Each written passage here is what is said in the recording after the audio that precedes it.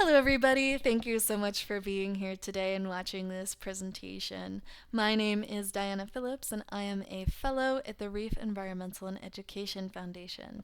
Today, we're going to be discussing the key species associated with our Size Matters Innovative Length Estimates project, also known as our SMILE project. In this project, we utilize Olympus cameras with lasers mounted on them. Then we take out volunteers and citizen scientists with these cameras to take photos of key species. Those photos can then be analyzed and the length of individuals can be estimated. Keep in mind that when you're taking these photos underwater, some of the details that we're going to be discussed today can be better viewed up close. So make sure to pay attention to general body shapes and some of the more obvious details that we mention about each of these species. With that being said, let's begin with our first group. Our first group is the groupers. These are heavy-bodied fish. That you can tell that because they tend to be wider than a lot of other fish around them. They have really large mouths because they are predators on the reef with very distinctive big lips. In the next photo, you'll be able to see really clearly they have watermelon seed-shaped pupils. A lot of these groupers are hermaphrodites, meaning that they can transition between female and male, and they are all often found around sheltered areas. So most of the time you'll see a lot of these species hanging around rocks or under ledges and things like that. Beginning with our first species is the black groupers. These black groupers are going to be most easily identified by the black edges on their fins. You'll also be able to see that they have square blotches on their bodies, and one way of remembering this is black bricks. Oftentimes, you'll be able to see a yellow margin on their pectoral fins. So these fish are some of the toughest to photograph. Oftentimes, when you try putting the laser on their bodies to take a photo, they will actually dart away and get scared by the laser. However, if you stay in the same area, be ready to take their picture because oftentimes they'll circle back. Like a lot of the fish that we're going to be discussing today, groupers have the ability to change their coloration depending on mood and depending on what substrate they're over. So for instance, in this photo, we see a darker coloration and a lighter coloration. It's important to note that even in its lighter coloration, you can see those distinctive black fin edges and the squares on its body. The next fish is our Nassau grouper. The way that you can remember this is that Nassau is a place, so you can think ride the Nassau grouper all the way back to the Bahamas. You're thinking about riding because of this little patch called the saddle patch. A saddle patch is a colored blotch that's found on the caudal peduncle of fish, which is this area at the base of the tail. You'll also notice that Nassau groupers have a stripe through their eye, and because they're groupers, they have that very distinctive watermelon seed-shaped eye. Just like our black groupers, our Nassau groupers can present in lighter and darker colorations. Oftentimes you'll see this lighter coloration when they're over sand. Even though they have this lighter coloration, you can still vividly see that dark spot on their tail and the Nike swoosh going through their eye. The next species is our red grouper, sometimes confused with our Nassau grouper. These fish are not going to have any saddle patch at the base of their tail, and they're going to have a straight edge on their dorsal fin instead of having divots in between each one of these rays. These are usually a reddish-brown color with scattered white blotches, and oftentimes you'll see them hanging around seagrass beds. If you get lucky, you might be seeing some males build elaborate nests for the females to lay eggs in. Oftentimes, these are our most chill species to take a photo of. In the project thus far, they are really uncommon to photograph, so if you happen to see one, definitely make sure to take its picture, as we don't see them very often. This is our red grouper in its other colorations. So as we can see, this one has a more speckled coloration, whereas this one has a lot more white blotches. So it's important to make sure that you're paying attention to what its dorsal fin looks like and the lack of a spot on its tail. Something else to keep in mind is that they have a much more downturned mouth than the Nassau grouper. Our next species is the Goliath grouper. As you can imagine from its name, it gets the name Goliath because it is a very big fish on our reefs. These are some of the largest fish you can observe. They can get to be up to 8 feet in length and over 800 pounds. They are going to be a lot wider and beefier than the other groupers we've talked about today. They're going to have these small dark spots all over their bodies, these little black dots, and oftentimes they'll have like a yellowy brown to olive green coloration. These groupers loved being in sheltered areas, so oftentimes you can find them hiding under shipwrecks or hiding under ledges. So while you're taking photos, make sure that you're looking under every ledge to see if there's any groupers hiding under there. Having a flashlight can also help you look under ledges to see if you can see any fish down there. So a very distinctive feature of our Goliath grouper is going to be that rounded tail. Even from far away, you will see a big fish with a round tail, and that is one way you can identify that this is a Goliath grouper. These Goliath groupers have been protected in Florida and the Gulf of Mexico since the 1990s, and due to these protections, the populations in Florida have been increasing. But seeing a really big 8-foot Goliath is actually still pretty rare. But keep the lookout for a lot of the smaller ones. These are generally pretty skittish around the lasers, and sometimes you can scare them out from their shelter. They are generally pretty approachable though, and especially if you start pointing your laser behind them and then move it towards the center of their body, you're going to be a lot less likely to scare them than if you have the laser in front of their face going towards the center of their body. When they are younger, they're going to have these really vibrant colorations, and they might have a much more distinct pattern. As they get older, and in some individuals, they will have a more mottled pattern. And so you can see this one doesn't have any distinctive pattern. It just has those black dots that you can see, and it's a very wide fish. Recapping all of the groupers that we just went over, our black grouper is going to have a large black margin on the end of their fins. They are going to have these squares on their body that remind you of black bricks. Our Goliath groupers are going to have this round tail and a blotchy coloration with those dark black spots. Our red grouper are going to have splotches on its body, and they're not going to have any saddle patch. They're also going to have that straight-edged dorsal fin, and it's not going to have any grooves in between the rays. Our Nassau grouper is going to have that Nike swoosh going through its eye and the black saddle patch at the base of its tail. So now it's time to review. So the way that we're going to do this review is I'm going to give you 10 seconds to guess the fish, and I'm going to give you a countdown before I move on to the next one. During this review, I'm going to give you a couple of hints as we approach 5 seconds.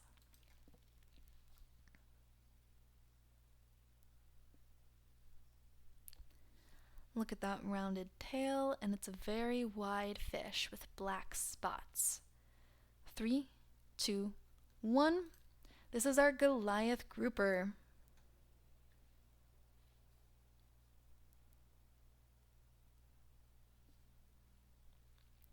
Has those black bricks and the black margins on its fins. 3, 2, 1. This is our black grouper.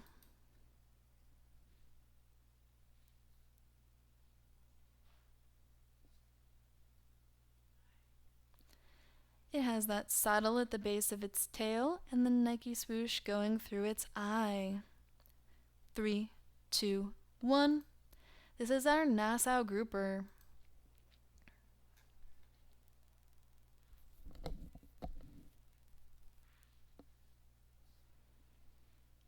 It doesn't have any markings on its tail, and it has a straight dorsal fin.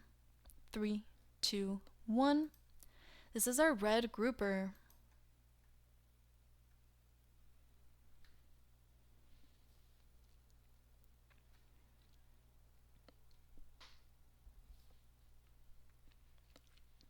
It has the black bricks on its body and the black edges on its fins.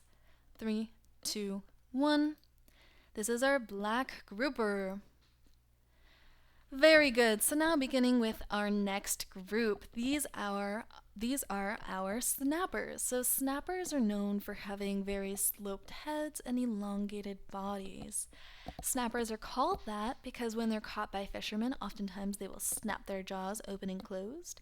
And something that's going to help you identify snappers versus grunts, for instance, is the presence of these pointy little canine teeth. So those canine teeth are going to help be a distinguishing feature to know that this is a snapper.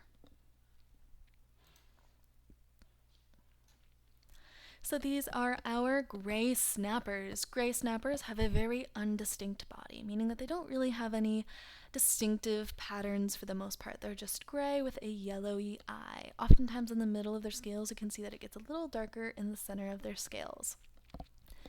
When they're juveniles, you can sometimes find them with this gray band going through their eye. And oftentimes you're going to encounter these gray snappers in schools, so very rarely will you see them by themselves. Something to keep in mind when you're photographing a school of fish is that you want to make sure that you get the laser on every individual and you try to take pictures with as much of the fish visible as possible. Our next fish is the mutton snapper. The way to remember this is the button on the mutton. So it has this spot right here on its body. Oftentimes you'll see them with these light white bars, but especially in their lighter coloration, they can be more difficult to see.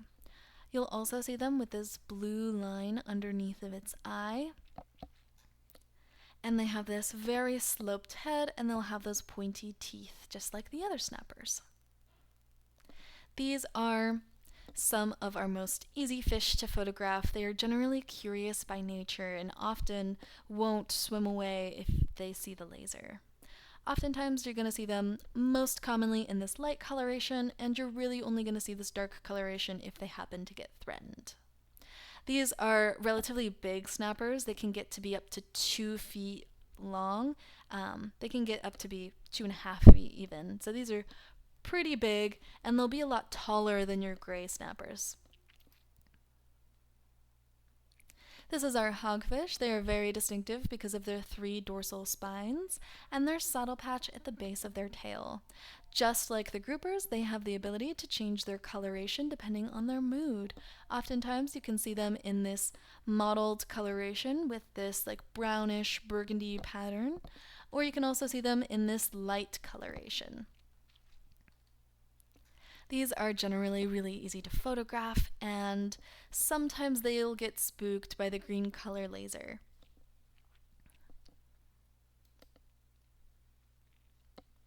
So reviewing all of the fish, we have our hogfish, which roots through the sand just like a hog on land. It has those 3 dorsal spines and the spot at the base of its tail.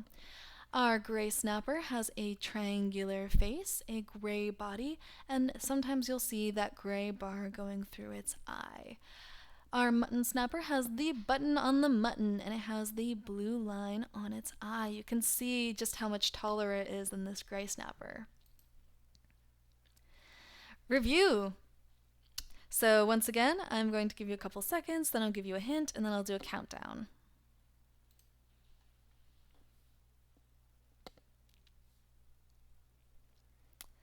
Button on the mutton. There we go.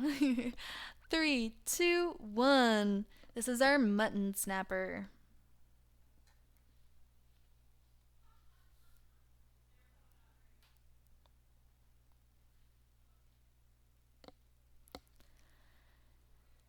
Saddle patch at the base of its tail and 3 dorsal spines. 3, 2, 1. This is our hogfish.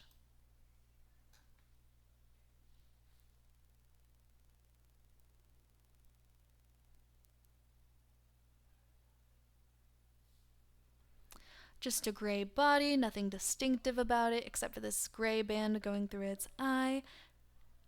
3, 2, 1. This is our gray snapper. The next group of fish that we're going to talk about is our parrotfish. Parrotfish are called parrotfish because of these fused teeth that actually form what looks like a beak. Oftentimes, you'll actually see parrotfish scraping at dead algae and eating coral. This coral then goes in their digestive system and they break it down. Up to 75% of their stomach contents can be sediment at any time.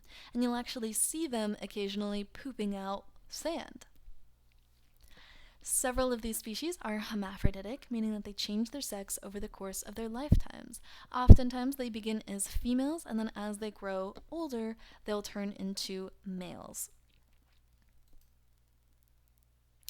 This is our first species. It is the rainbow parrotfish. You can remember the rainbow parrotfish because it has this beautiful orange head fading into the green body. These are big parrotfish. They can get to be up to 4 feet long, and oftentimes you can see them solitary or swimming in small groups of 2 to 3. These swim really fast, and oftentimes you'll see them zooming around the reef. Just like all parrotfish, they have these really distinct scales. You can see very vividly each individual scale. It is really unlikely that you're going to see a juvenile on the reef, but if you do see a juvenile, you can remember that R is the first color in that red is the first color in the rainbow, and R is the first letter in rainbow. You can see sometimes, instead of just a purely orange head, sometimes they can have other colors mixed in there, and their green can be more of a bluish color.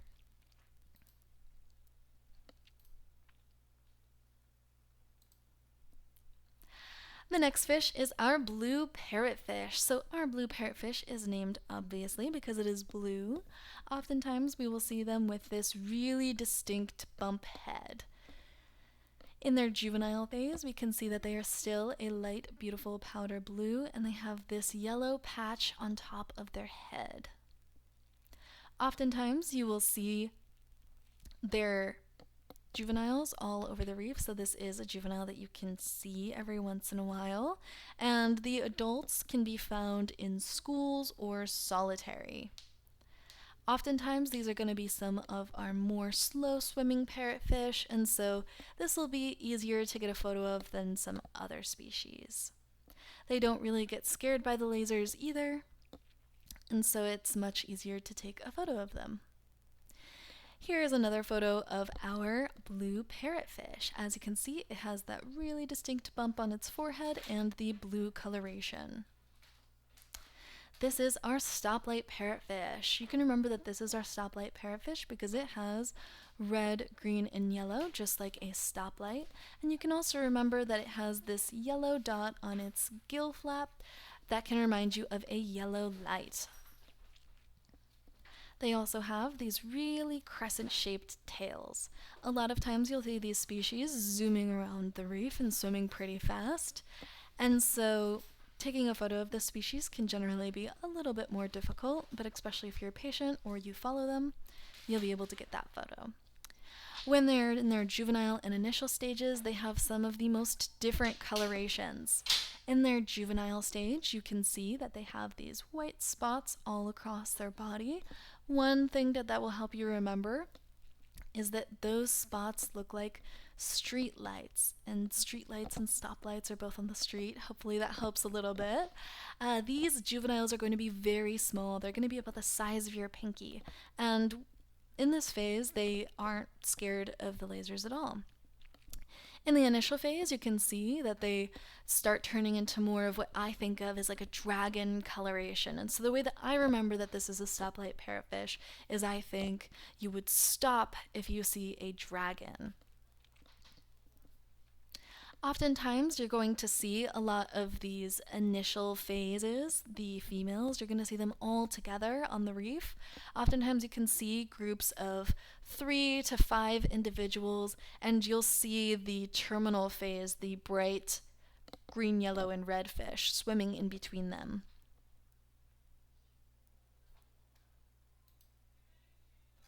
Our next fish is the midnight parrotfish. You can remember this because they are dark as midnight. They have a very distinct beak. They are often found in really large schools, and they're relatively easy to take photos of. They can get to be pretty big, They can get to be up to 3 feet long. So reviewing all of our fish, our rainbow parrotfish have an orange head bleeding into a green body. And its juvenile stage, you can remember that red is the first color of the rainbow. Our stoplight parrotfish have red, yellow, and green, just like a stoplight. Our initial phase, you can think stop when you see a dragon. Our blue parrotfish have bright blue bodies and the bump head, and in their juvenile stage, they are still a beautiful light blue. For our midnight parrotfish, you can think dark as midnight with that very distinct beak. Once again, for our review, I'll give you the opportunity to think about it for a second, and then I will give you a hint.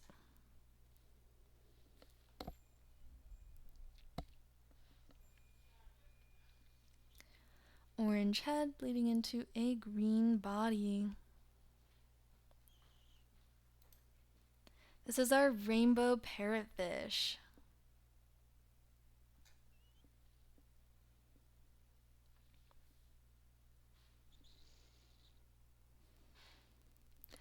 White spots, just like street lights. It's a smaller fish. 3, 2, 1. This is our stoplight parrotfish in its juvenile stage.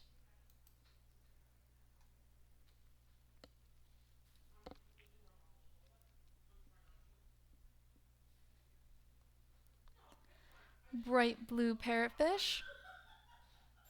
3, 2, 1. This is our blue parrotfish.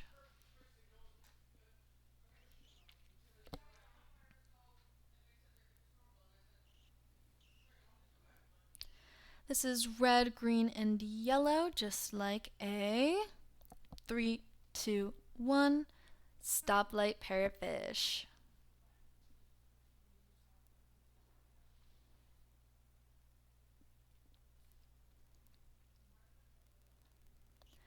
Dark as 3, 2, 1 dark as midnight. This is our midnight parrotfish.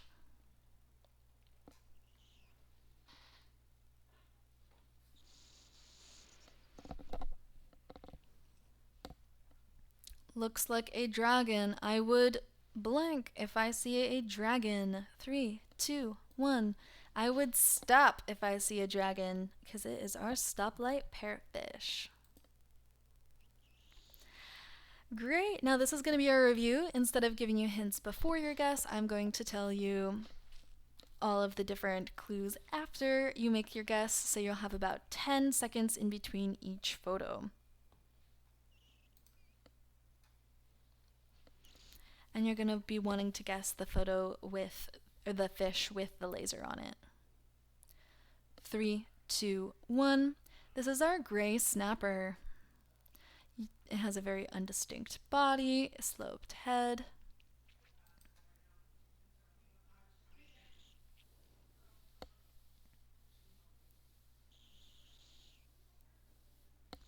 Three, two, one. Button on the mutton. This is our mutton snapper.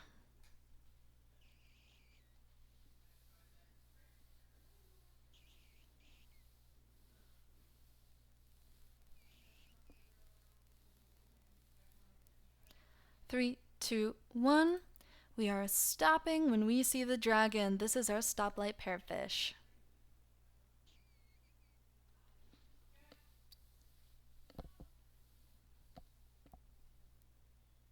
Three, two, one. Red, yellow, and green, just like a stoplight.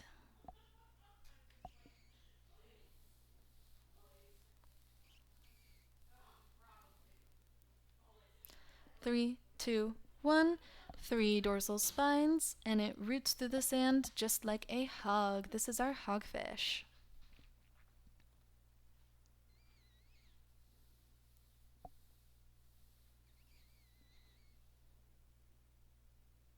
Three, two, one. This is our Nassau grouper. It's got that saddle patch and the Nike swoosh going through its eye.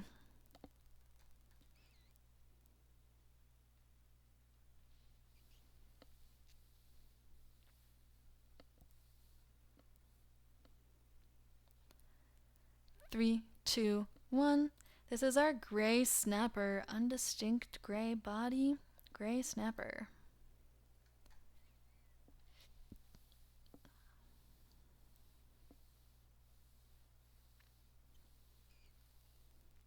Three, two, one. Black bricks, and you can't see it really well, but black edges on its fins. This is our black grouper.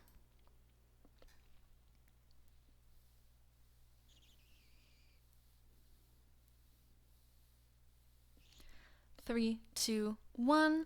This is a juvenile blue parrotfish. It's got that beautiful light blue color.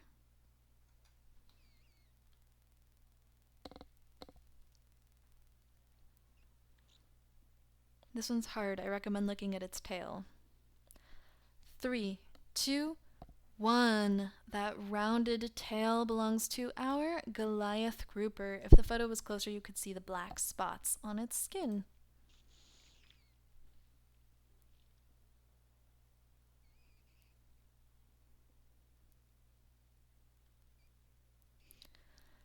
Three, two, one. This is our gray snapper, undistinct gray body with the yellow eyes.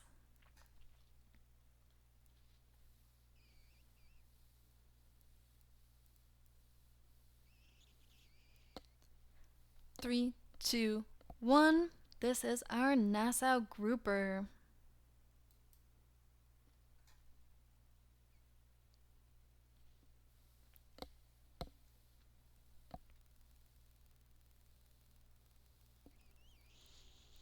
Three, two, one. This is our midnight parrotfish. It is dark as midnight.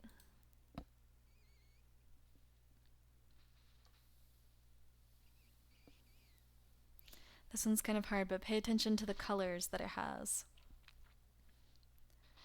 3, 2, 1. This is our rainbow parrotfish. It has orange in the front, fading into a green body, even though this photo is kind of gray. Hi, this is Jen Locke, and I am just chiming in with an exciting update to the Smile Project target species list. This new fish is not really new to anybody. It is actually a pretty familiar species on the reef if you spend any time in the tropical western Atlantic, and this, of course, is the yellowtail snapper. Its distinguishing characteristics are that it has a really obvious, conspicuous yellow lateral line that runs through the body of the fish all the way to that deeply forked tail. So that is one thing that kind of separates it from some of the other snapper species, especially those of this project, the mutton snapper and the gray/mangrove snapper that you'd seen previously in this presentation. This is actually a different genus of snapper species as well, so it does look a little bit different than some of its snapper cousins, but alas, we lump it into that family. It has kind of a oval shaped body to it with a pointed nose, and again you have that broad yellow line lateral line all the way through the deeply forked tail. Other species it may get confused with is the yellow goatfish that you might see from a distance that could look like this yellowtail snapper. However, other distinguishing characteristics on the goatfish, in particular their behavior that corresponds with that, would give it away as a goatfish. So goatfish typically have barbels under their chin that you would see splayed when it's foraging within the sand or the benthos on the reef. Yellowtail snapper don't do that. However, you might find them on the benthic bottom area of the reef, but they don't really discriminate, in my opinion, on where they're found on the reef. They're oftentimes kind of schooling up in the water column or schooling together. Sometimes they're solitary. They kind of just go with the flow. They also, behavioral-wise, in relation to this project, they don't mind the laser at all. In fact, they have the tendency to chase the laser. So it could be a bit of a challenge to get it on their side. However, that's not limited us to be able to capture them in the past.